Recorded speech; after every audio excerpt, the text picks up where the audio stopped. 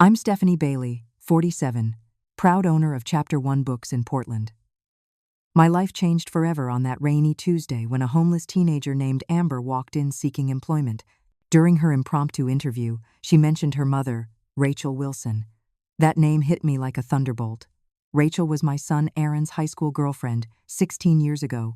When Amber mentioned she was 16 and her birthday, my heart stopped. The dates aligned perfectly with their brief relationship. In that moment, my entire world collapsed around me. Before I dive into this life-altering story, where are you watching from today? Drop your location in the comments. If you appreciate real-life family dramas that expose long-buried secrets, hit that like button and subscribe to join our storytelling community. Now, let me take you back to where it all began. My life hadn't always revolved around books and unexpected family revelations. 10 years ago, after my divorce from Aaron's father, I decided to reinvent myself. With the settlement money and years of savings, I opened Chapter 1 Books, a cozy independent bookstore that became my sanctuary and pride. My son Aaron, now 32, had grown into a successful architect at a prestigious Portland firm.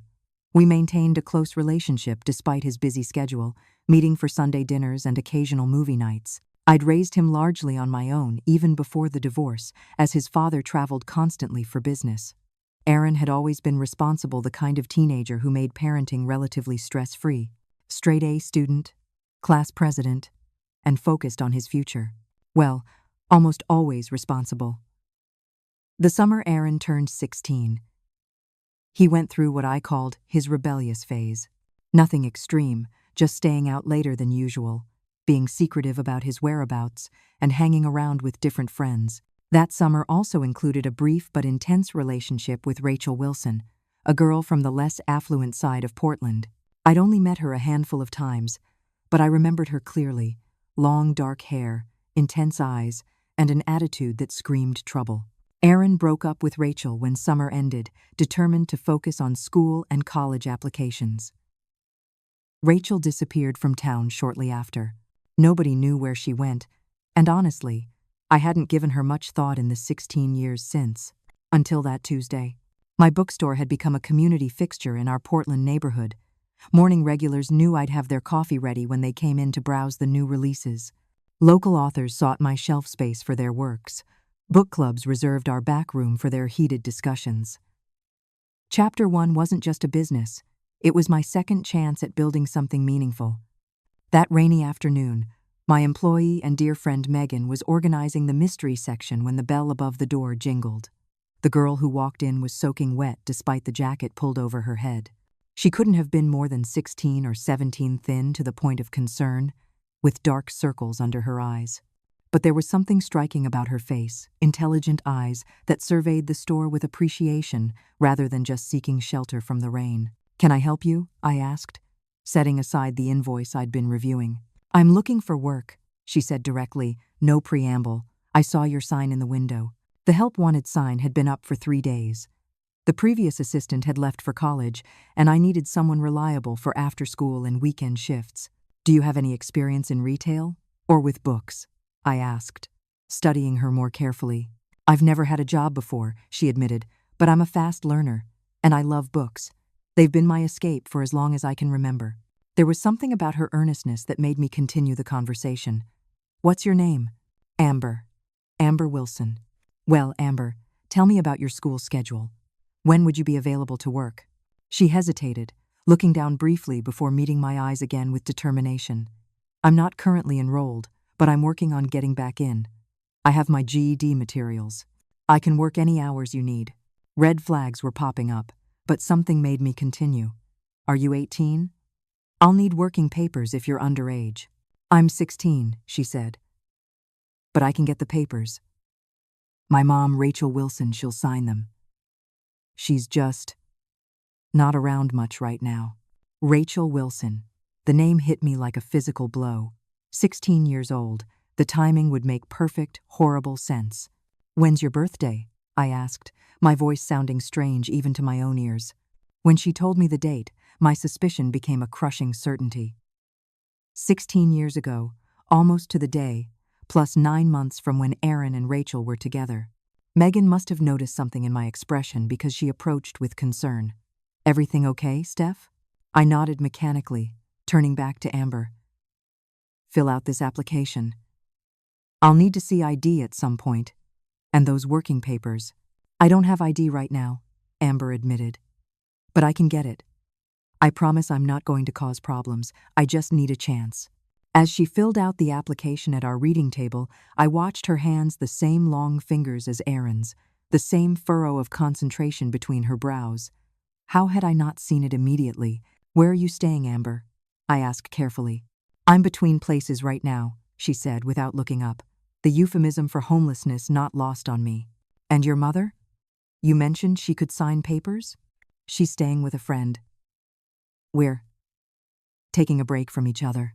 After she completed the application, promising to return tomorrow for my decision, Megan approached me. What happened there? You looked like you saw a ghost. Nothing, I lied, my mind racing with impossible calculations and terrible certainties.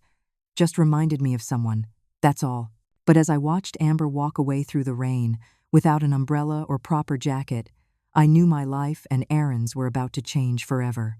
The moment Amber left the store, I flipped the open sign to closed, despite it being only 4 in the afternoon. Megan looked confused but didn't question me after 10 years of friendship. She knew when to give me space. Family emergency, I explained vaguely. Can you lock up? Once alone in my apartment above the bookstore, I called Aaron. His phone went to voicemail twice before he finally answered. Mom, everything okay? I'm heading into a meeting. Cancel it, I said, my voice leaving no room for argument. I need you to come to the store. Now. What's happened? Alarm edged into his voice. Just come, Aaron, please. While waiting for him, I did what anyone would do in the digital age. I searched for Rachel Wilson online. It took several attempts and combinations before I found her. The photos showed a woman I barely recognized. The 16 years had not been kind. Her profile was mostly private, but I could see enough. Multiple relationship statuses changed over the years, vague employment details, and concerning posts about needing a break and hitting rock bottom. When Aaron arrived 30 minutes later, his face was tight with worry. What's going on? Are you sick? I gestured to the couch in my apartment. Sit down. You're scaring me, Mom. A girl came into the store today looking for work, I began, watching his face carefully. 16 years old. Her name is Amber Wilson. Her mother is Rachel Wilson. Aaron's expression shifted from confusion to shock as the implications sank in. Rachel? From high school? Yes. And Aaron, this girl. The timing. She looks like you. He stood up abruptly. What are you saying? That I have a... He couldn't even finish the sentence. The timing fits perfectly.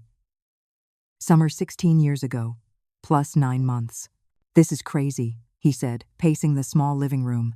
Rachel never told me she was pregnant, never contacted me. Nothing. Did you ever try to contact her after you broke up? His silence was answer enough. Aaron, I think you have a daughter. A homeless daughter. Stop saying that. His voice rose. You don't know that.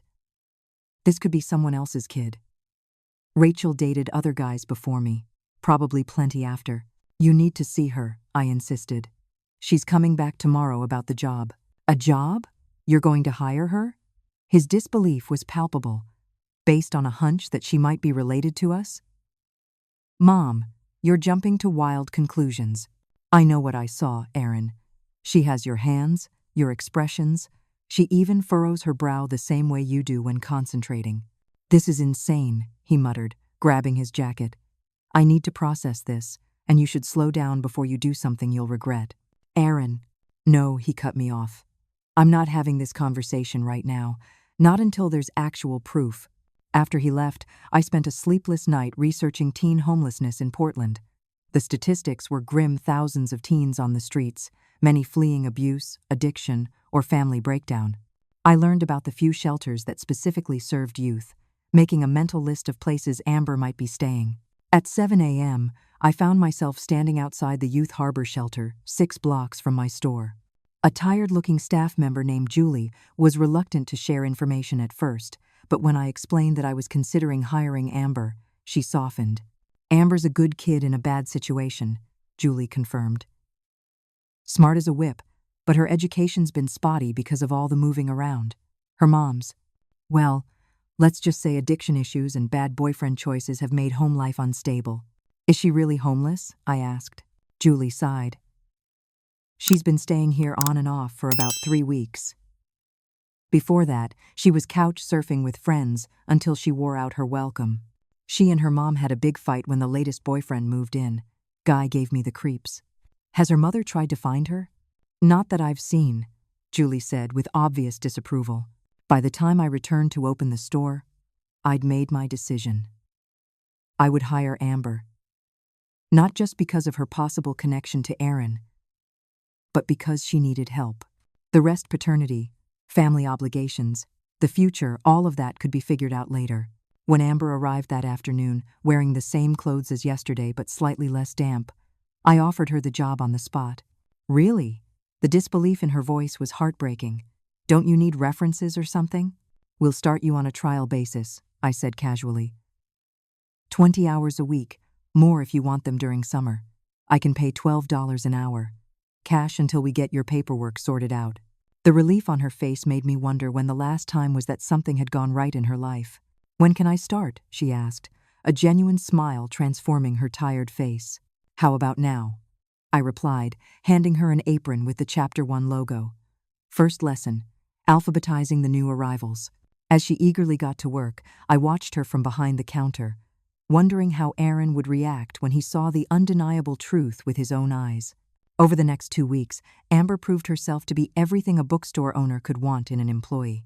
She was punctual, despite having no permanent address, quick to learn our inventory system, and had an almost encyclopedic knowledge of young adult literature that impressed our regular customers. You should let Amber handle the YA section ordering, Megan suggested after watching Amber expertly recommend books to a group of teenage girls. She knows what's trending better than either of us. I agreed, increasingly aware of how much Amber reminded me of Aaron at that age. It wasn't just physical similarities, though those were becoming more obvious to me daily. The shape of her eyes, the way she gestured when excited about a book, even her laugh occasionally echoed Aaron's. It was also her meticulous attention to detail when arranging displays, the same perfectionist streak that had made Aaron excel in architecture. One evening as we closed up shop, I noticed Amber checking the time anxiously. Everything okay? I asked, counting out her day's wages. Yeah, just need to make it to the shelter before 9 or they give away the beds, she explained, trying to sound casual about something no teenager should have to worry about. The youth harbor is at least 30 minutes away by bus, I said, alarmed. You'll never make it. She shrugged. It's fine. There's another shelter on 4th that takes people until 10. The thought of her navigating between homeless shelters in the growing dark made my decision for me. Amber, I have a storage room in the back with a sofa. It's not much, but it's private and safe. You're welcome to stay there until you find something more permanent. Her eyes widened with surprise, then narrowed with suspicion. Why would you do that for me? You barely know me. I know you're a good worker, I said carefully, and I know what it's like to struggle. When I divorced Aaron's father, we lived in a cousin's basement for 6 months until I got back on my feet. It wasn't the whole truth, but it wasn't a lie either. Aaron is your son? She asked, picking up on the detail I'd let slip. Yes, he's 32. An architect here in Portland. She seemed to consider the offer, weighing it against her alternatives. Just for a few nights, she finally agreed. Until I figure something out. That night, after showing her the small but clean storage room with its bathroom access and sofa bed, I tried calling Aaron again. He'd been avoiding my calls, letting everything go to voicemail. This time, I left a message that I knew he couldn't ignore. Aaron, I've hired Amber at the store. She's staying in the back room because she's homeless. Whatever you believe about her being your daughter, she's still a teenager in trouble. At least meet her before you decide. The next day, Amber seemed more relaxed, the benefit of a safe night's sleep evident in her demeanor. During a slow period, she shelved books while telling me about her favorite authors. My mom used to read to me when I was little, she said unexpectedly. Before everything got bad, that's pretty much the only good memory I have of her. I seized the opening. What happened with your mom, if you don't mind me asking? Amber continued shelving, not making eye contact. The usual sad story. Drugs, alcohol, bad men. She was always choosing them over me. And your father? I asked, trying to sound casual. Never knew him, she said flatly. Mom said he died before I was born. Car accident. My heart sank. Rachel had lied to her own daughter about something so fundamental. Sometimes I think that's just something she told me so I wouldn't ask questions, Amber continued, surprising me with her perceptiveness. Like, it's easier to make up a dead dad than admit you don't know who he is. Or that he didn't want you. I'm sure that's not, I began, but was interrupted by Megan calling me to the phone.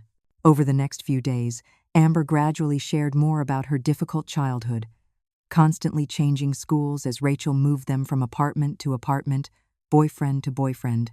Despite the instability, Amber had maintained decent grades until high school when her mother's addiction issues worsened and they began experiencing longer periods of homelessness. I was doing okay at Jefferson High until we got evicted last semester, she explained. Couldn't exactly do homework at the shelter, and then we were staying in Mom's boyfriend's car for a while. After missing so many days, I just stopped going. But you're studying for your GED? I asked, remembering her mention of it during our first meeting. Trying to. The materials are at a friend's house. She's holding onto my stuff until I find a place. As Amber became more comfortable at the store, I noticed Megan watching our interactions with growing concern. You're getting attached, she warned one morning before Amber's shift. And I get it, she's a great kid who's had a rough break. But Steph, you're crossing employer-employee boundaries in a major way.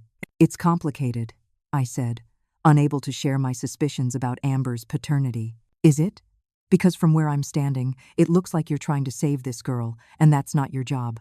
What happens when she steals from the register, or brings trouble to your doorstep? She wouldn't do that, I defended, though I understood Megan's concern. Everyone has a breaking point, Megan said gently. Just be careful, okay? That evening, I finally found Rachel Wilson on social media and sent her a private message, asking if we could meet to discuss Amber. Hours passed with no response. Meanwhile, Aaron continued ignoring my calls and messages, his silence both frustrating and concerning. This wasn't like him, even when we disagreed. Amber had been staying in the bookstore for nearly a week when she mentioned her mother's newest boyfriend had threatened her, which prompted her final departure from home. He told Mom it was me or him, she said quietly as we closed up. She didn't even hesitate. Just told me to pack my stuff. The pain in her voice made my decision even easier. Amber, you can stay here as long as you need to. No strings attached. The gratitude in her eyes was mixed with confusion. I still don't get why you're helping me so much. Because you might be my granddaughter, I thought but couldn't say. Instead, I answered, sometimes people just need someone to believe in them. That night, after Amber had gone to sleep in the back room, I sat in my apartment staring at old photos of Aaron as a teenager, comparing them mentally to Amber's features, becoming more convinced than ever of their connection. Whatever Aaron believed, whatever he wanted to avoid, the truth was sleeping one floor below us. And sooner or later, we would all have to face it. 3 weeks after Amber first walked into my bookstore, Aaron finally appeared. The bell jingled mid-morning, and there he stood unshaven, dark circles under his eyes, looking like he hadn't slept properly in days. Is she here? He asked without preamble. She's sorting shipments in the back, I said, relief washing over me at his presence. Aaron, thank you for coming. He shook his head. Don't thank me yet. I'm not here to play happy families. I just need to see her for myself. I led him to the small office where we processed new inventory.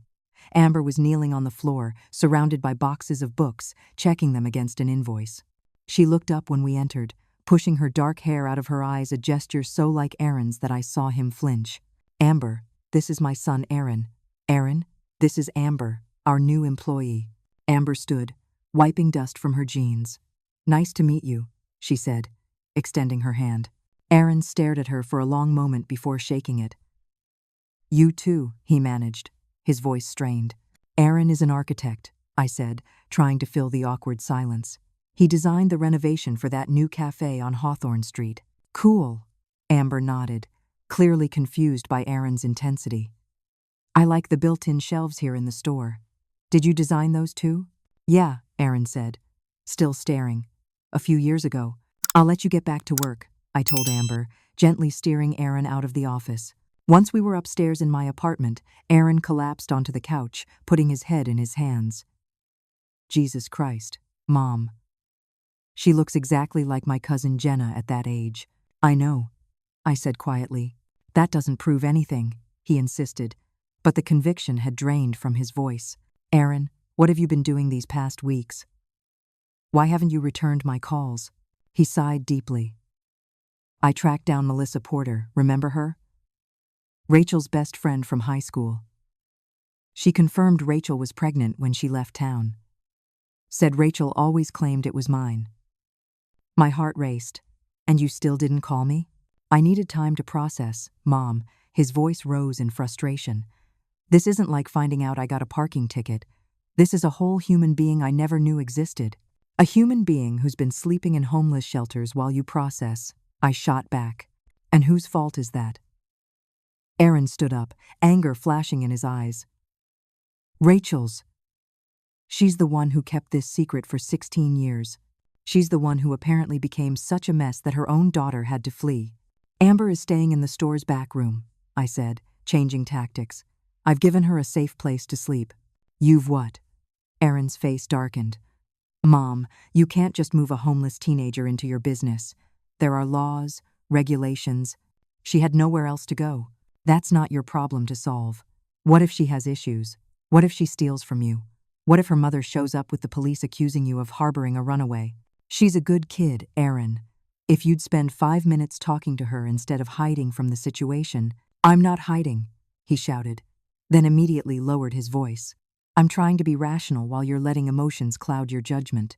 You don't even know for sure she's my daughter. Then let's find out, I challenged. Get a DNA test. Aaron paced the small living room. I've thought about that. But what then? What happens if it's positive? I become an instant father to a teenager I've never met.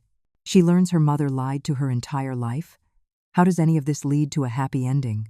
His pain was palpable, and despite my frustration, I understood his fear. This wasn't how anyone should discover parenthood. I've hired a private investigator, he admitted after a moment. To find Rachel, I need to hear from her directly what happened. You found her? I asked, surprised. The PI did, yes. She's living with some guy in Vancouver, just across the river. That explained why she hadn't responded to my social media message. What are you going to do when you find her? I asked. I don't know, he admitted, but I can't make any decisions until I have all the facts. Aaron left shortly after, promising to return once he'd spoken with Rachel. Before descending the stairs, he paused.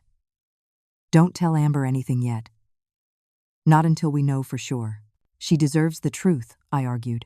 The truth based on facts, not suspicions, he countered. Please, Mom.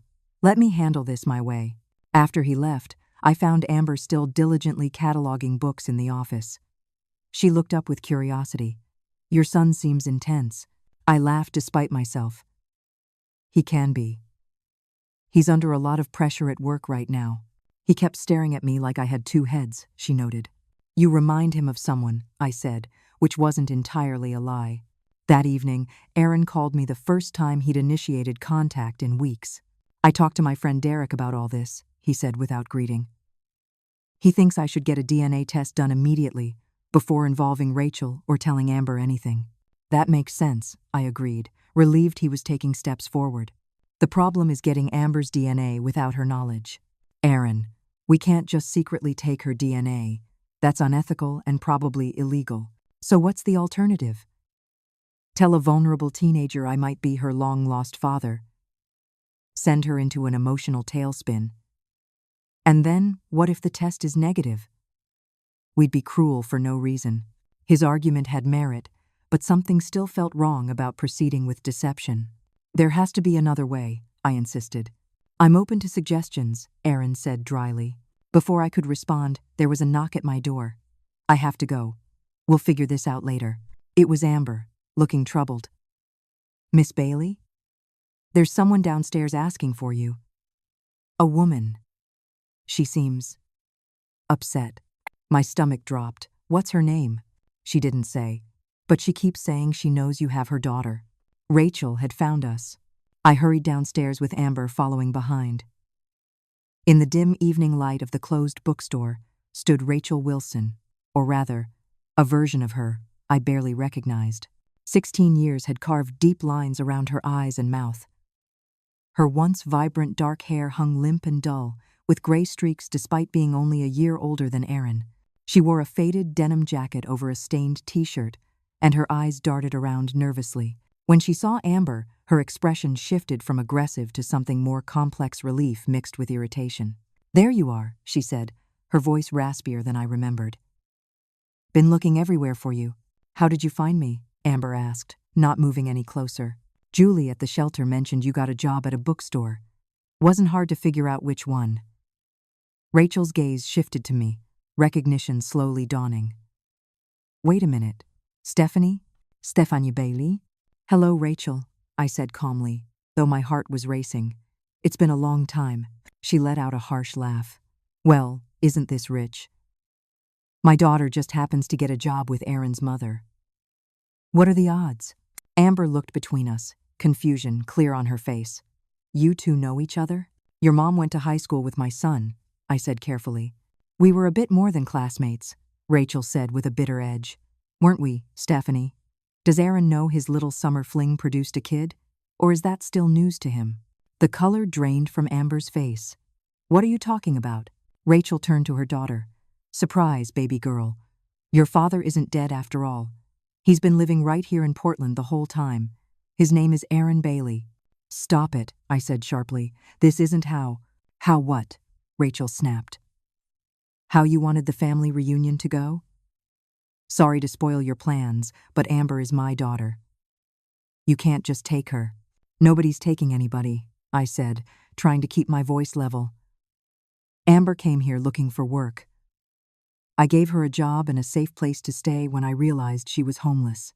"I wasn't homeless," Amber protested weakly. "I was staying at the shelter." "Because your mother kicked you out," I pointed out. "Don't you dare judge me," Rachel seethed. "You have no idea what my life has been like." "You're right, I don't," I conceded. "But I do know Amber deserves better than sleeping in shelters or on friends' couches." "Mom," Amber interrupted, her voice shaking. "Is it true? Is Miss Bailey's son really my father?" Rachel's face softened slightly. "Yes, Aaron Bailey is your father. We dated the summer before senior year. When I found out I was pregnant, he'd already moved on. His perfect future didn't have room for a baby with the wrong girl from the wrong side of town." "That's not what happened," I argued. "You disappeared. Aaron never knew. He would have if he'd bothered to return my calls," Rachel shouted. "I tried reaching him 3 times after I found out. He was too busy with his college applications and football buddies to care." The bell above the door jingled, interrupting our confrontation. Aaron stood there, face pale as he took in the scene. "I heard shouting from outside," he said, his eyes locking on Rachel. "I was coming to talk to you anyway." Rachel's laugh was hollow. 16 years too late. "But sure, let's talk." Aaron's gaze shifted to Amber, who was staring at him with wide, shocked eyes. "I assume introductions have been made?" "If you mean did I tell our daughter that you're her father?" "Yes," Rachel said. "We don't know that for certain," Aaron said quietly. "Oh, I know," Rachel retorted. "Trust me, there wasn't anyone else. Amber is 100% yours." "I need to sit down," Amber said suddenly, her voice faint. She dropped into one of the reading chairs, looking between all of us like she'd stumbled into a nightmare. "I think we all need to calm down," I suggested, moving to Amber's side. "Rachel, when was the last time you ate? Can I get you something?" The question seemed to throw her. "I'm not here for your charity." "Then why are you here?" Aaron asked directly. "I came for Amber," she said, but there was hesitation in her voice. "She needs to come home." "To your boyfriend's place? The one who threatened her?" I asked, unable to hide my anger. "That situation is resolved," Rachel said vaguely. "We're staying somewhere else now." "Where?" Amber asked, finding her voice. "Another guy's couch until he gets tired of us? Another car?" I can't live like that anymore, Mom. You don't have a choice. You're 16, and I'm your mother. A mother who told me my father was dead. Amber said quietly. You lied to me my whole life. Rachel's defiance crumpled slightly. I did what I thought was best. Aaron made it clear he didn't want anything to do with me. Why would he want anything to do with you? That's not fair, Aaron objected. You never told me about the pregnancy. How could I make any decisions about a child I didn't know existed? Would it have mattered? Rachel challenged. Would you have given up Princeton and your architect dreams to play house with me and a baby? Be honest. Aaron had no immediate answer, his silence damning. That's what I thought, Rachel said, turning back to Amber. Get your things. We're leaving. No, Amber said firmly. I'm not going anywhere with you right now. Rachel's expression hardened. I am still your legal guardian. You don't get to decide. Actually, she does, I interjected. At 16, Amber can report to family services if she feels unsafe with you. Given your history of unstable housing and the boyfriend situation, do you really want to open that door? It was a bluff, but one Rachel couldn't afford to call. I could see the calculations running behind her eyes. Fine, she finally said. Stay here and play house with the Baileys. See if they still want you around when they realize what they've signed up for. Rachel, Aaron said suddenly, I'll give you $10,000 if you agree to a DNA test and confirm paternity. The room went silent. Rachel stared at him. Surprise, giving way to calculation. Make it 15. 10 now. 5 more when the results come back, Aaron countered. Amber stood up abruptly. Are you seriously negotiating over me like I'm something for sale? This is insane. I'm not doing any test. Amber, I began. No. All of you are crazy. She backed away from us toward the door. My whole life has been a lie. And now you're haggling over DNA? I can't deal with this. Before any of us could stop her, Amber bolted out the door into the night. Amber, wait, I called, moving to follow her. Let her go, Rachel said unexpectedly. She needs time to process. She usually goes to the central library when she's upset. It stays open late on Tuesdays. Aaron already had his keys out. I'll find her. I don't think that's a good idea, Rachel said. You're the last person she wants to see right now. And whose fault is that? Aaron snapped. You told her I was dead, Rachel. Dead. What kind of person does that? The kind who had to raise a child alone because the father was nowhere to be found. She shot back. The kind who worked 3 jobs and still couldn't make rent. The kind who... She broke off, tears suddenly spilling down her cheeks. You have no idea what we've been through. The raw pain in her voice momentarily silenced Aaron. I took advantage of the pause. Rachel, let's all take a breath. Amber is safe at the library. Let's talk about how we move forward from here. There is no we, Rachel said, wiping her face roughly. There never was. There is now, Aaron said quietly. If Amber is my daughter and I want that DNA test to confirm it, then we need to figure out what's best for her. Best for her? Rachel laughed bitterly. 16 years too late to be concerned about what's best for her. Where were you when she had pneumonia at 8 and I couldn't afford antibiotics? Where were you when she needed braces but we were living in a shelter? Where were you for every birthday, every Christmas, every school concert? I didn't know, Aaron shouted, his composure finally cracking. You never told me. You robbed me of my daughter's entire childhood. And you robbed me of any chance at a decent life? Rachel screamed back. I was 17 and pregnant and alone. Do you know what that did to me? The doors that closed, the opportunities I lost? While you were off at college parties, I was changing diapers and working the night shift at a convenience store. Their pain filled the small bookstore, 16 years of resentment and regret colliding in a perfect storm. I stepped between them. Enough! None of this is helping Amber. Rachel, I understand your anger, but Aaron genuinely didn't know. And Aaron.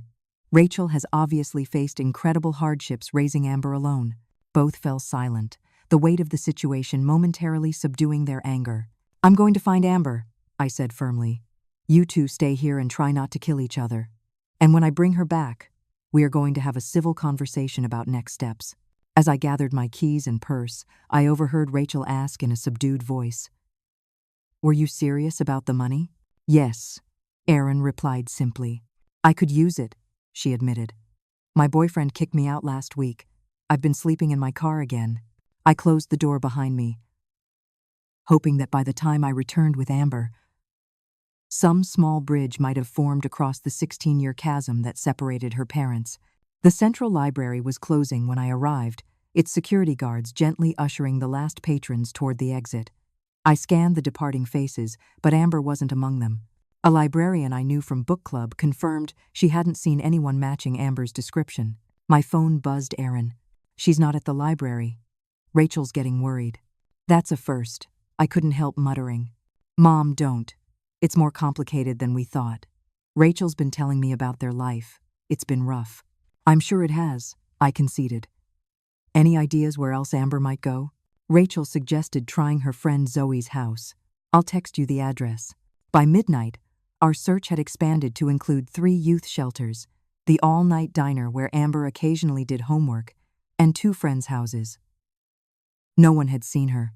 "We should call the police," I insisted when Aaron and I reconvened at the bookstore. Rachel was pacing anxiously, chewing her nails down to the quick. "No cops," she said immediately. "They'll just put her in the system. Trust me, that's worse than the streets sometimes." "She's been missing for 5 hours," I countered. "She's run off before," Rachel said, though her own worry was evident. "Usually she just needs time to cool down." "Usually she doesn't discover her father isn't dead," Aaron pointed out. He turned to me. "Let's give it until morning. If she hasn't shown up by then, we'll file a missing persons report." The night stretched endlessly, each hour increasing our collective anxiety. By 6 a.m., we were all bleary-eyed and frazzled. Aaron had called his office to take a personal day. Rachel had fallen asleep on the reading couch, her face in repose revealing glimpses of the girl she had once been. "I never meant for any of this to happen," I confessed quietly to Aaron as we watched the sunrise from the store window. "When she walked in that day, I just wanted to help." "I know, Mom." He squeezed my shoulder. "None of this is your fault." "It's not yours either," I said. "Or Rachel's, really. You were all so young." Aaron sighed deeply. "I keep thinking about what I was doing 16 years ago. Freshman year at Princeton, engineering classes, fraternity parties, all while my daughter was being born." "You didn't know." "But I should have checked," he insisted. "When Rachel disappeared, I should have tried to find out why." I was self-absorbed, focused only on my future. "You were 17. So was Rachel when she became a mother," he pointed out. As morning progressed, I opened the store while Aaron and Rachel continued searching. Megan arrived for her shift, alarmed by the situation.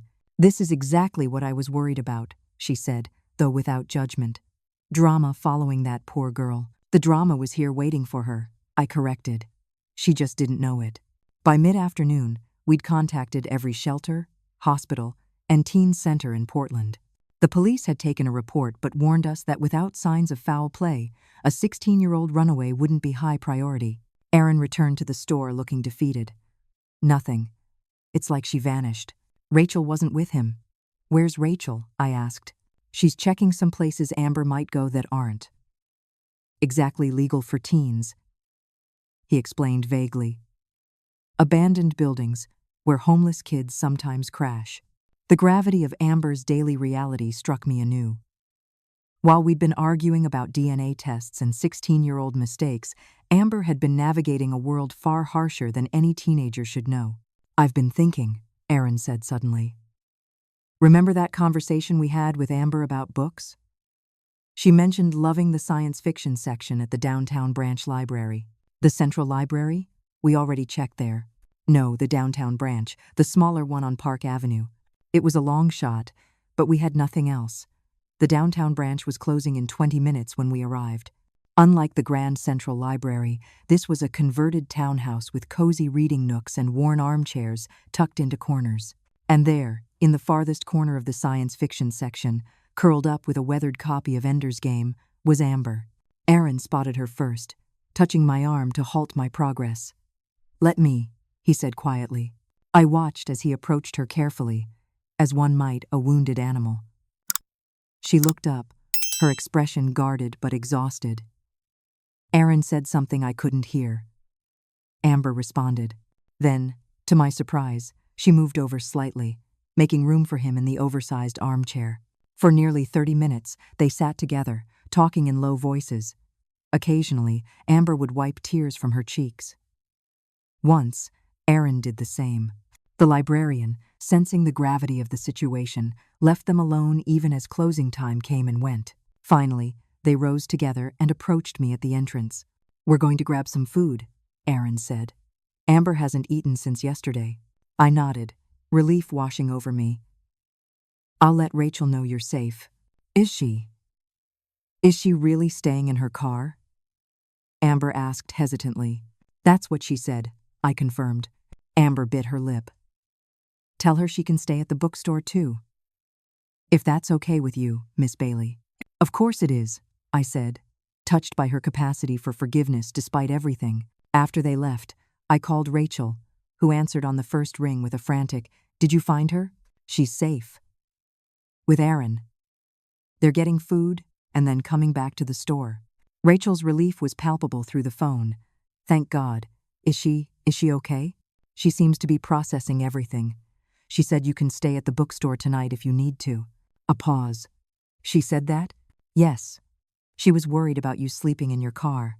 A choked sound came through the line, Rachel trying to suppress tears. "I'll be there soon."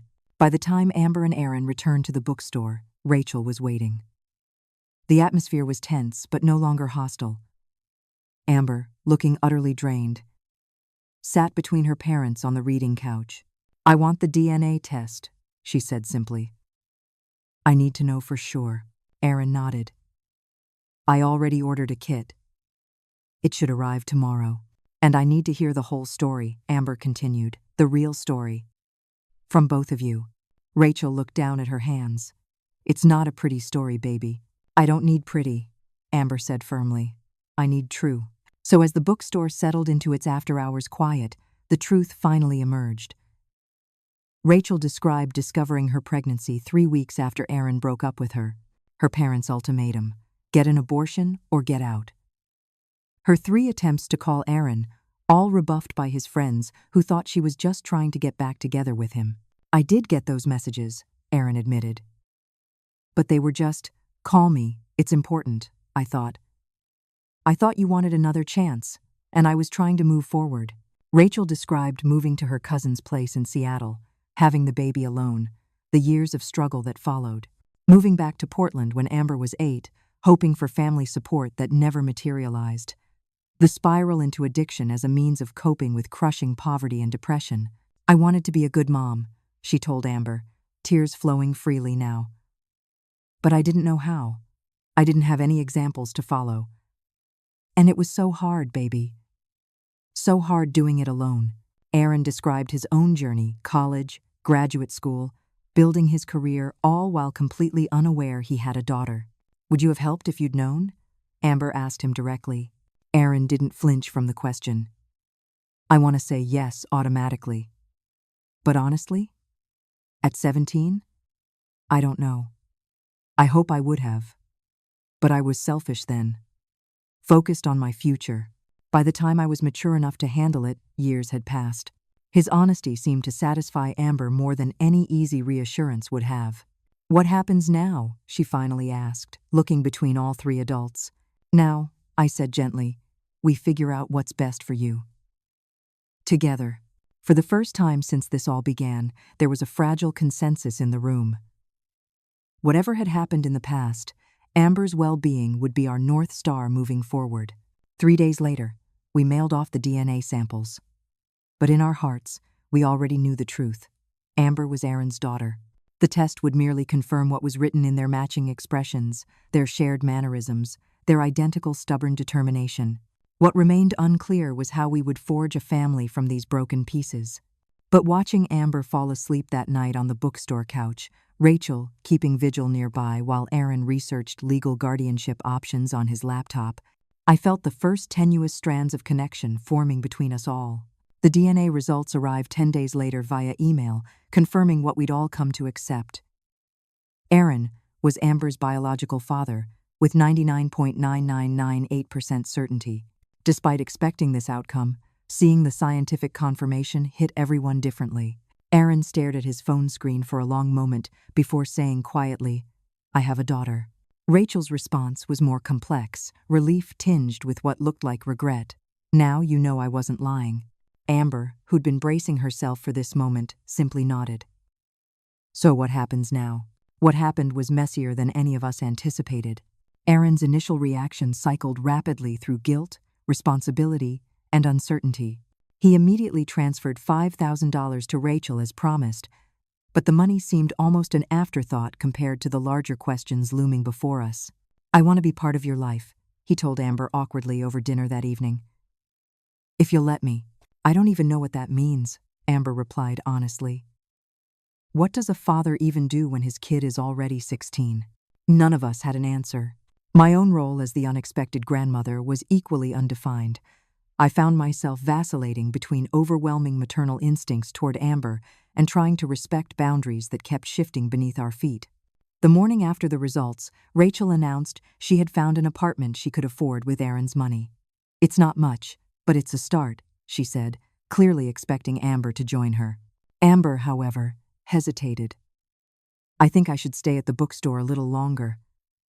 At least until things settle down." Rachel's face darkened. "So that's how it's going to be? You choose them over me now that they have money and stability to offer?" "It's not like that," Amber protested. "I just need time to figure everything out."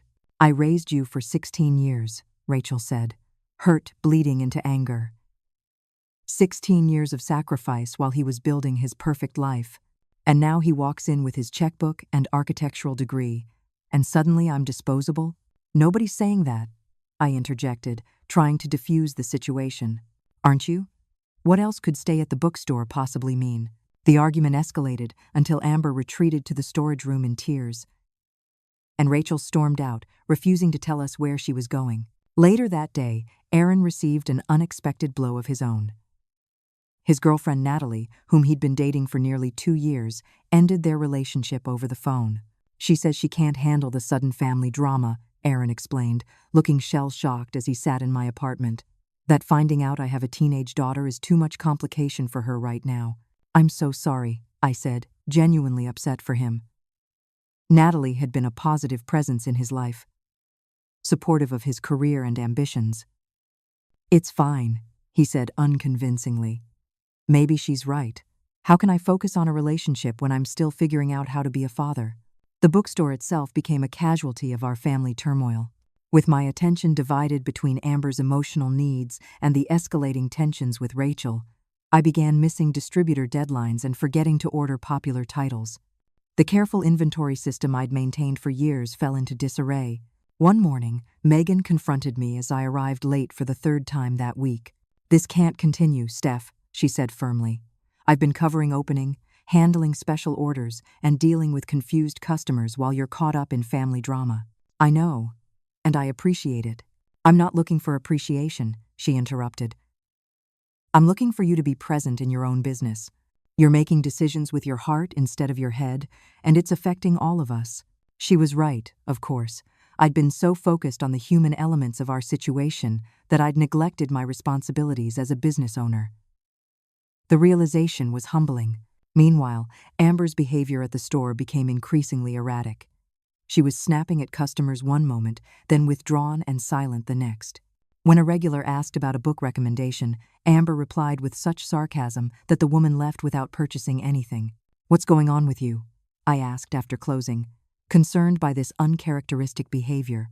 "Nothing," she muttered, aggressively shelving returns. "Just tired of pretending everything's normal when my entire life is a science experiment." "Nobody thinks you're an experiment," I said gently. "No? Then why does Aaron keep watching me like I'm some kind of specimen? Why does my mom burst into tears every time I mention staying here? Why are you treating me like I might break if you say the wrong thing?" Before I could answer, the store phone rang. It was the hospital. Rachel had been admitted for an overdose. When we arrived at the emergency room, Rachel was conscious but groggy. The doctor explained she'd taken a dangerous combination of prescription sleeping pills and alcohol. They weren't calling it a suicide attempt, but it was a severe cry for help. "Mom, how could you?" Amber whispered, clutching Rachel's hand. "What if you had died? Didn't think anyone would care much," Rachel mumbled, though her grip on Amber's hand suggested otherwise. The incident proved to be a turning point. Seeing her mother's fragility broke through Amber's defensive walls. When Rachel was discharged the following day, Amber insisted on staying with her at the new apartment, at least until Rachel was stable. Aaron supported the decision, though I could see his disappointment. "She's still your daughter," I reminded him. "This doesn't change that. It just means Rachel needs her right now." "I know," he sighed. "I wish I'd had a chance to know her before all this mess." The following week brought another crisis. Rachel's ex-boyfriend Troy discovered where she was living and showed up drunk, demanding money. Amber, home alone while Rachel was at a doctor's appointment, called Aaron in panic. Aaron arrived before the police, confronting Troy in the apartment hallway. What exactly transpired wasn't clear, but by the time I reached the apartment, Troy was gone. Aaron had a split lip, and Amber was shaking but unharmed. "He tried to push past me," Aaron explained, holding an ice pack to his face. Said Rachel owed him for letting her stay with him. When I blocked the door, he took a swing. "You didn't have to do that," Amber said, though her eyes told a different story. "Yes, I did," Aaron replied simply. "That's what fathers do." Something shifted between them, in that moment, a first tentative step toward a real relationship. When Rachel returned and learned what happened, her reaction surprised us all. Instead of her usual defensiveness, she broke down completely. "I'm so sorry," she sobbed, addressing both Amber and Aaron. "This is all my fault. I keep making the same mistakes, bringing the same kind of men around. I don't know how to fix any of this." After she calmed, Rachel made a decision none of us expected. "I need help," she admitted. "Real help. There's a residential treatment program in Salem that has an opening. 6 months minimum." "What about me?" Amber asked, fear edging her voice. Rachel looked at Aaron. I think you should stay with your father while I get better, if that's okay with both of you." The silence that followed was heavy with implication. This wasn't a temporary arrangement, but a fundamental restructuring of their family system. "I'd need legal guardianship," Aaron said carefully. "Temporary custody, at least." Rachel nodded, tears streaming down her face. "I know. I'll sign whatever you need." Later that evening, as we helped Amber pack her few belongings, I found her staring at an old photograph, Rachel holding a newborn Amber, looking exhausted but radiant. "She does love me," Amber said, more to herself than to me, in her own way. "Of course she does," I agreed. "Enough to recognize when she can't give you what you need." "And Aaron? Does he love me, or does he just feel obligated?" The question broke my heart. "Give him time to know you," I said. "Love grows with understanding." That night, my bookstore faced its own crisis. After weeks of neglect, our quarterly taxes were overdue, and several publishers had put our account on hold for late payments. Megan laid everything out bluntly as we closed up. "We're looking at about $8,000 in immediate obligations," she explained. "And sales are down 15% from last quarter." "How did this happen?" I asked, though I knew the answer. "You happened, Steph. Or rather, your absence happened. You can't run a business while managing a family crisis of this magnitude." She was right. The bookstore that had been my salvation after my divorce, my source of pride and identity, was suffering because I'd been trying to fix everyone else's problems. The community, initially judgmental about the bookstore drama, began to shift their perspective as the full story emerged. A local book club organized a fundraising event. Former customers returned, curious but also supportive. Even some of Rachel's former classmates stopped by, sharing stories of their own struggles with parenthood and family. Slowly, a new equilibrium began to form. Aaron converted his home office into a bedroom for Amber. I restructured the bookstore schedule to give myself time to help with Amber's transition. Rachel entered treatment with a determination we hadn't seen before. At our first family counseling session, a requirement Aaron and Rachel had agreed to as part of their new co-parenting arrangement, the therapist asked each of us to express one hope for our future as a family. "I hope we can forgive each other," Rachel said. For the past and whatever mistakes we're going to make going forward. I hope I can be the father Amber deserves, Aaron said. Even if I'm starting 16 years late. When it was Amber's turn, she looked at each of us before speaking. I hope we can all stop pretending we know what we're doing and just be honest when we're scared or confused or messing up. Her wisdom silenced us all. Out of all the adults in the room, the 16-year-old had the clearest perspective. As we left the session, Amber hanging back to schedule our next appointment, Rachel touched my arm tentatively. "Thank you," she said, the words clearly difficult for her. "For giving her a chance when she walked into your store. For seeing what I couldn't see anymore, how amazing she is." "She is amazing," I agreed. "You did that, Rachel. Whatever mistakes you've made, you raised an incredible young woman." For the first time since our paths had crossed again, Rachel smiled at me, a genuine smile that reminded me of the teenager she'd once been, before life had burdened her with more than she could carry. That night, as I closed the bookstore alone, I found myself rearranging shelves that had been neglected during the weeks of chaos. In the young adult section, I discovered a book with Amber's handwriting on a small post-it note. Great for teens dealing with family drama. Very real. I smiled, adding it to our staff recommendations display. Whatever happened next in our complicated family story, books would remain our common language, the bridge between worlds that had once seemed impossibly far apart. 3 months into our new family arrangement, the call I'd been dreading finally came. The hospital again, but this time the situation was critical. Rachel had been found unconscious in the bathroom of her treatment facility after stealing medication from another resident. She stabilized, but it was close, the doctor told us gravely. If the staff hadn't found her when they did, Amber sat silently beside Rachel's hospital bed, holding her mother's limp hand while machines beeped a steady rhythm around them. Aaron and I stood awkwardly in the doorway, unsure of our place in this moment of intimate crisis. "This is my fault," Amber whispered when we were alone in the hospital cafeteria later. "I should have visited more often." She felt abandoned. "This is not your fault," Aaron said firmly. "Your mother has been struggling with addiction for years. This is about her illness, not about you. But what if she died thinking I chose you over her?" Amber's voice cracked, the weight of adult responsibilities crushing a girl who should have been worrying about normal teenage concerns. "She knows you love her," I reassured her, though the words felt hollow even to my own ears. The crisis with Rachel triggered a cascade of consequences none of us were prepared for. Amber withdrew emotionally, her schoolwork suffering as she split her time between hospital visits and her new life with Aaron.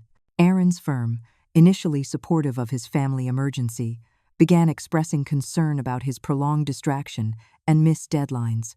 "They've put me on probation," he admitted one evening when he came to the bookstore after work.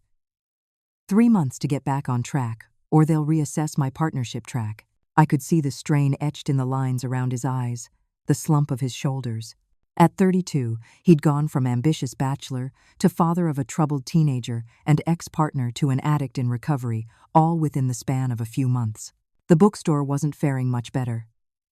Despite Megan's valiant efforts to keep things running, our financial situation had continued to deteriorate. Small independent bookstores operated on razor-thin margins in the best of times. With my attention divided and energy depleted, we were falling dangerously close to insolvency. "We need to talk about closing," Megan said gently one morning before opening. "At least temporarily. Until you can focus on the business again." The suggestion felt like a physical blow. "I can't close," I protested. "This store is everything to me." "Is it?" she challenged. "Because lately it seems like your family has become everything to you." "And that's not wrong, Steph. It just means you need to be honest about your priorities right now." Before I could respond, Amber burst through the door, eyes wild with panic. "Rachel's boyfriend is at the apartment. He's threatening to trash the place if she doesn't pay him back for something." Aaron, who had been dropping Amber off on his way to work, rushed in behind her. "I've called the police, but they said it could be a while before anyone responds." "I need to go over there." "I'm coming with you," I said immediately, grabbing my keys. "No, you need to stay with Amber," Aaron insisted. "I'm coming too," Amber argued. "It's my mom's stuff he's threatening." The situation rapidly spiraled into a heated argument right in the middle of the bookstore as early customers began to arrive, staring uncomfortably at our family drama on public display. Megan stepped in, her calm voice cutting through the chaos. "Amber will stay here with me. Stephanie, you and Aaron go handle the situation. We'll mind the store." The apartment was a disaster when we arrived. Troy had already broken several of Rachel's possessions and was in the process of stuffing electronics into a duffel bag when we walked in. "This doesn't concern you," he sneered when he saw Aaron. "Rachel owes me for all the times I bailed her out. I'm just collecting what's mine." "Nothing here is yours," Aaron replied, his voice steady despite the tension visible in his jaw. "The police are on their way. I suggest you leave now." What happened next occurred so quickly, I barely had time to process it. Troy lunged at Aaron, swinging wildly. Aaron, despite his professional demeanor, clearly knew how to defend himself. Within moments, Troy was on the ground, Aaron's knee in his back as he waited for the police to arrive. By the time we returned to the bookstore, the story of the confrontation had already spread through the neighborhood grapevine. Customers were clustering in small groups, whispering as we entered. Amber ran to us immediately. "Is everything okay? Did they arrest him?" "Yes, to both questions," Aaron assured her, though the split knuckles on his right hand told of a more complicated story than he was sharing. That evening, as the four of us, Aaron, Amber, Megan, and I sat in my apartment above the store, the full weight of our intertwined crises settled over us. Rachel in the hospital again. Aaron's job in jeopardy. The bookstore failing. Amber caught in the middle of adult problems no teenager should have to navigate. "Something has to change," I said finally. "We can't keep going like this." "I know," Aaron agreed, looking utterly exhausted. "But what?" The answer came from an unexpected source. Rachel, awakening in her hospital room the next day, seemed transformed by her near-death experience. The doctors explained she'd had what they called a moment of clarity, a psychological breakthrough sometimes seen in addiction patients after a critical event. "I'm done," she told us when we visited. "Done pretending I can handle this on my own. Done dragging Amber through my mess." With a steadiness we'd never seen in her before, Rachel signed paperwork giving Aaron temporary full custody of Amber while she committed to a more intensive rehabilitation program. She even agreed to regular family therapy sessions via video while in treatment. "I want to be her mother," Rachel explained, tears streaming down her face. "But right now, the best way to do that is to step back and get myself together." Really together, not just pretending. Her decision allowed Amber to finally exhale the constant tension of divided loyalty temporarily lifted from her shoulders. For the first time since discovering her father's identity, she began to speak about the future with cautious optimism. The bookstore's situation, however, remained precarious. A week after Rachel's decision, I called a community meeting at Chapter 1. Regular customers, book club members, and neighborhood supporters packed into the store after hours, curious about the purpose of the gathering. "As many of you know," I began, my voice shaking slightly, "Chapter 1 has been more than just a business to me for the past 10 years. It's been my home, my purpose, and my connection to this community." I explained the situation honestly, how my family's circumstances had affected the store's operations, our financial difficulties, and the possibility of closure. "I'm not asking for charity," I clarified. "But if there's enough community interest in keeping Chapter 1 open, I'm open to ideas." The response was overwhelming. A local author offered to hold her book launch at the store, donating a percentage of sales. A retired accountant volunteered his services to help reorganize our finances. Several book clubs committed to making all their purchases through us rather than online. Most surprisingly, a group of teenagers' friends Amber had made at her new school proposed a Save the Bookstore social media campaign, complete with a reading challenge that would drive sales. "People still care about this place," Megan observed as we reviewed the offers of support. "They see it as more than just a store. They see it as a community center," Aaron added. "A safe haven. Like it was for me," Amber said quietly. When I first walked in that day, the moment felt significant, a turning point not just for the bookstore but for our family. We'd been so focused on the crises that we'd missed the connections forming around us, the community that had gradually embraced our complicated situation. That night, Aaron made a decision of his own. "I'm taking a leave of absence from the firm," he announced. 3 months, unpaid. "I need to focus on Amber and helping you save the store." "Can you afford that?" I asked, concerned. "Barely," he admitted. "But I can't afford not to. If I keep trying to balance everything, I'll fail at all of it. This way, at least I have a chance to get some things right." The following Sunday, we held our first family dinner in Aaron's apartment, a modest celebration of small victories. Rachel, granted a supervised day pass from her treatment program, joined us, bringing a homemade but lopsided cake she'd baked in the facility's kitchen. "It's not much," she apologized, setting it on the table. "But they taught us that creating something for others is part of recovery." "It's perfect," Amber declared, hugging her mother with genuine affection. As we sat around Aaron's dining table, a mismatched collection of people who'd been strangers just months before, I was struck by how quickly the human heart can adapt to new circumstances, how family could be constructed from the rawest materials of hurt, betrayal, and second chances. Aaron raised his glass of sparkling cider. "To new beginnings," he offered. "And honesty," Rachel added softly. "And family," Amber finished. "However weird and messed up it is." We clinked glasses, the sound crystalline and hopeful in the evening light. Outside, Portland carried on its daily rhythm. Oblivious to the small miracle taking place in this ordinary apartment, the miracle of 4 damaged people choosing to move forward together, despite having every reason to walk away. 6 months after Amber first walked into Chapter 1 Books, I stood behind the counter arranging a display of new releases, marveling at how much had changed. The store, far from closing, had experienced a renaissance thanks to community support and a renewed sense of purpose. The Save the Bookstore campaign had gone viral locally, bringing in customers from across Portland curious about the family-owned shop with the interesting backstory. Rachel, now 5 months sober, had completed her intensive rehabilitation program and transitioned to outpatient therapy. The transformation was remarkable. Her face had filled out, her eyes clear and focused for the first time since I'd reconnected with her. She'd secured a position as an administrative assistant at the very treatment center where she'd recovered, her own experience becoming an asset rather than a liability. "I never thought I'd be grateful for hitting rock bottom," she told me during one of our now regular coffee meetings. "But if I hadn't, I might never have found my way back to Amber, or to myself." While Rachel and I had developed an unexpected friendship, Aaron had embraced fatherhood with a dedication that surprised even him. After his leave of absence ended, he negotiated a part-time arrangement with his firm, prioritizing his relationship with Amber over career advancement. The decision cost him his partnership track, but as he explained, "There will always be another project, another promotion. I only get one chance to be Amber's dad." Amber herself had flourished once the adults in her life stabilized. With consistent support and boundaries, she'd caught up academically and was now taking advanced placement classes, her natural intelligence finally finding the nurturing environment it deserved.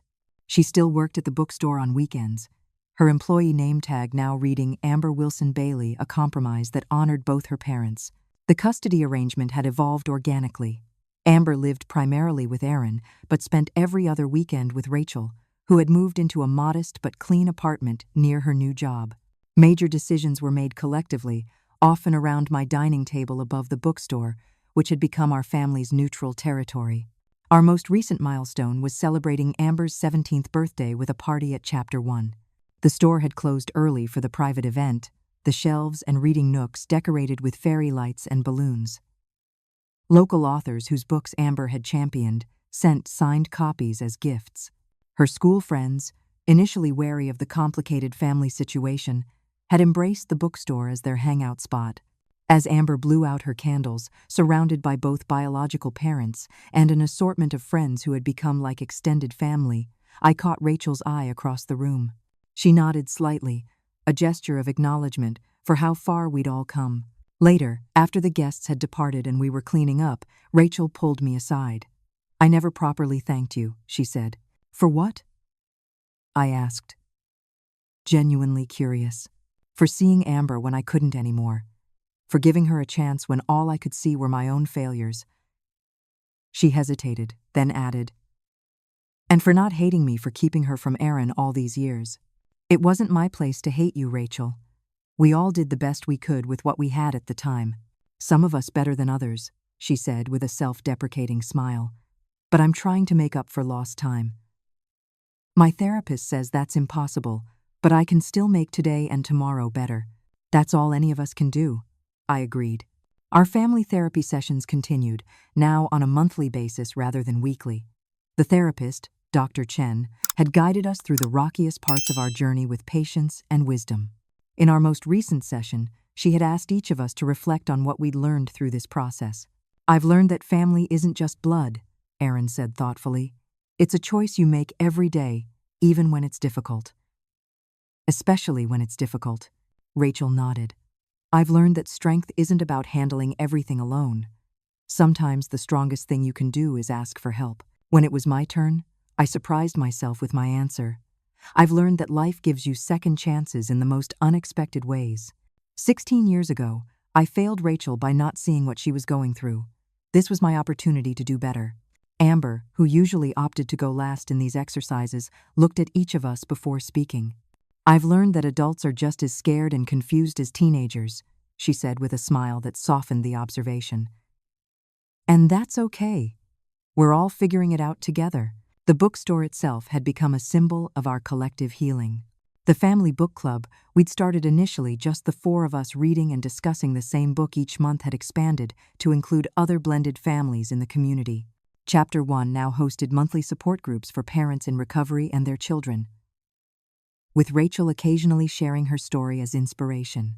After closing on the night of Amber's birthday, I found her sitting alone in the young adult section, running her fingers along the spines of books she'd meticulously organized. "Everything okay?" I asked, joining her on the floor between the shelves. "Yeah," she said, looking around the store thoughtfully. "I was just thinking about that day I first came in. I was so desperate, so sure nothing would ever get better. And now? Now I'm applying to colleges," she said with a hint of wonder in her voice. "Mom's sober. Dad's teaching me to drive. And you're like the coolest grandmother ever." I laughed at the grandmother label, still adjusting to it myself. "Life can change pretty fast sometimes." "Yeah," she agreed, leaning her head against my shoulder. "Sometimes for the worse, but sometimes for the better too." The following morning, a regular customer commented on the new employee name tag as Amber rang up her purchase. "Wilson Bailey?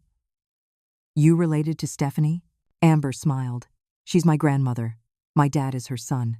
"How lovely that you work in the family business," the woman remarked. "Actually, I just found out they were my family a few months ago," Amber replied with the straightforward honesty that characterized her. "It's been kind of a wild ride." The customer looked confused but intrigued. "That sounds like quite a story." "It is," Amber agreed, handing over the receipt. "Maybe I'll write a book about it someday." After the customer left, Amber turned to me with a mischievous grin. "Do you think people would read it?" "A homeless teen asked for a job at my bookstore. Her mom's name exposed my son's 16-year secret." I laughed, struck by how she could now find humor in what had been so painful. "That's quite the clickbait title." "I learned from the best," she said, gesturing to the dramatic book covers in the thriller section. As I watched her help another customer find a book on college applications, I reflected on the extraordinary journey that had brought us here.